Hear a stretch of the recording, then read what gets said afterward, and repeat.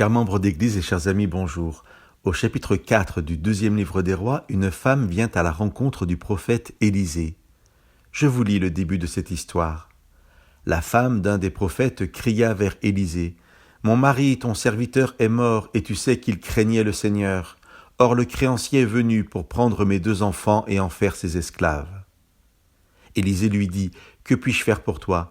Dis-moi ce que tu as à la maison. » Elle répondit, « Moi, ta servante, je n'ai rien d'autre à la maison qu'un flacon d'huile. » La suite du récit nous raconte le miracle de Dieu qui multiplie la quantité d'huile et comment la femme, en la vendant, peut payer sa dette et vivre avec ses fils de ce qui reste.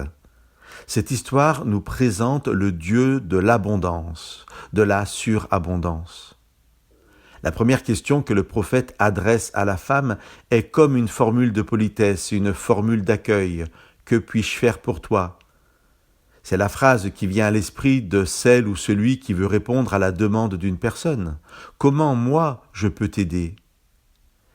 Mais c'est la seconde phrase qui m'intéresse particulièrement. « Dis-moi ce que tu as à la maison » ou, dans une traduction plus proche du texte, « Raconte-moi ce qu'il y a dans ta maison ».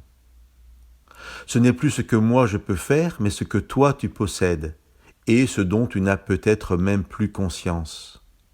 Dans ce récit, la maison est le lieu de l'intimité. Par 2 fois, il est dit que le miracle que propose Élisée se passera la porte fermée sur la femme et ses fils, à l'abri des regards, dans l'intimité, dans la maison. Je pense que nous pouvons entendre le « dis-moi ce que tu as à la maison » comme un simplement « dis-moi ce que tu as ». Ça te paraît peut-être insignifiant, mais dis-moi ce que tu as. Chers amis, j'aimerais vous inviter aujourd'hui à entendre Dieu vous poser la même question. Si nous nous sentons désemparés, en difficulté et que nous allions à lui alors que notre horizon nous semble bien noir, ou simplement parce que nous nous sous-estimons en permanence, entendons Dieu nous poser cette question.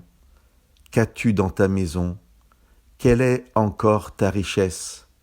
Peut-être bien peu de choses à tes yeux, mais moi, Dieu, je veux bénir ce que tu as de précieux chez toi, ce que tu es de précieux à mes yeux.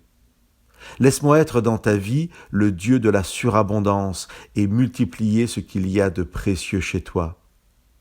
Ma bénédiction te permettra de vivre, toi et ta famille. Que Dieu vous bénisse.